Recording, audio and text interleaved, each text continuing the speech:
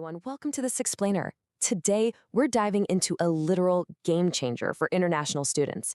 Imagine a system that's been in place for nearly 50 years, half a century of doing things one specific way. Well, that system, it's officially over.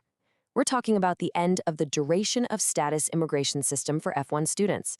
But more importantly, we're going to map out exactly how you can navigate these brand new, incredibly strict rules so you can keep your focus where it belongs, on your academic success. So here's our roadmap for today. We'll start by looking at the end of an era, understand the new rules, build your compliance action plan, tackle extensions and travel, and finally wrap up with a timeline and support resources. Let's get right into it. Part 1, the end of an era. Goodbye to duration of status. For literally decades, F1 students were admitted for this really flexible period called duration of status, or DS for short. You could kind of just stay as long as you were enrolled and maintaining your status. But as of July 17, 2026, that flexibility is gone. Poof. We're talking a massive shift from indefinite stays and a cushy 60-day grace period to a super strict fixed system. Now your maximum stay for standard college is capped at 4 years, your grace period is slashed in half to just 30 days, and year one transfers, highly restricted. If you need more time, your DSO can't just casually update your I-20 anymore. You've got to formally apply to the government. All right, moving on to Section 2, understanding the new rules, high stakes and hard deadlines. With these new rules, the margin for error is, well, basically zero. So if you take away one thing today, it's this. Know your AUD. That's your admit until date. Seriously, write this down, memorize it, treat it like gold. It's your most important new number. Your AUD is the exact final day you are legally authorized to be in the United States. How do you find it? You just take the program end date on your I-20 and add that new 30-day departure period, capping out at 4 years for regular college. You absolutely cannot stay past this date. Even a single day over is considered unlawful presence. And here is exactly why you need to guard that date with your life. The penalties for overstaying even slightly are brutal. 1 to 179 days over your AUD, you're risking a serious status violation. But hit 180 days? Bam! That is a mandatory 3-year bar from coming back to the US. Overstay by a year or more, and you're looking at a devastating 10-year ban. It's intense, I know, but hey, the good news is that it's totally avoidable if you stick to the action plan we're about to lay out. Which brings us to Section 3, your compliance action plan, steps to success. Okay, let's get you set up for success. Yes, the rules are strict, but we're going to equip you with exactly what you need. Step 1 is building your foundation. You got to know where your 3 key documents are at all times. Number 1, your Form I-20 from your school's International Student Program Office. Number 2, your Form I-94.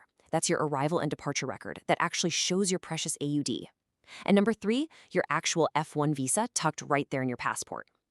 Quick pro tip for you. Download your I-94 from the Customs and Border Protection website every single time you enter the US. Seriously, every time. It's the only official way to verify your legal deadline to stay. Now, beyond the paperwork, you've got to keep your academic standings spotless. That means taking a minimum of 12 units every fall and spring and keeping that GPA at a 2.0 or higher. Make sure your fees are paid by census day and that you've got your mandatory health insurance locked down. But here is the massive shift for new undergrads. Year 1 is now incredibly strict. You literally cannot work your very first semester. Even bigger, there's a full Year 1 ban on changing your major, transferring schools, or changing your education level. Once you hit Year 2, some of that old flexibility comes back. But always, always, talk to your DSO and academic counselors before making any academic moves. Okay, on to Section 4, extensions and travel rules, navigating bureaucracy. So what if your degree takes a little longer than planned? It happens, right? Well, you'll need an extension of stay, or EOS. And you've got to follow these 6 steps to the letter. First step, always talk to your DSO. They're going to recommend the extension in CVIS and get you an updated I-20. Then comes the heavy lifting.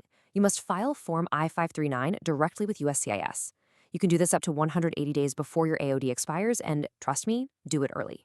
You'll pay the filing fee, which is $420 online or $470 for paper, go to a biometrics appointment, and then you wait.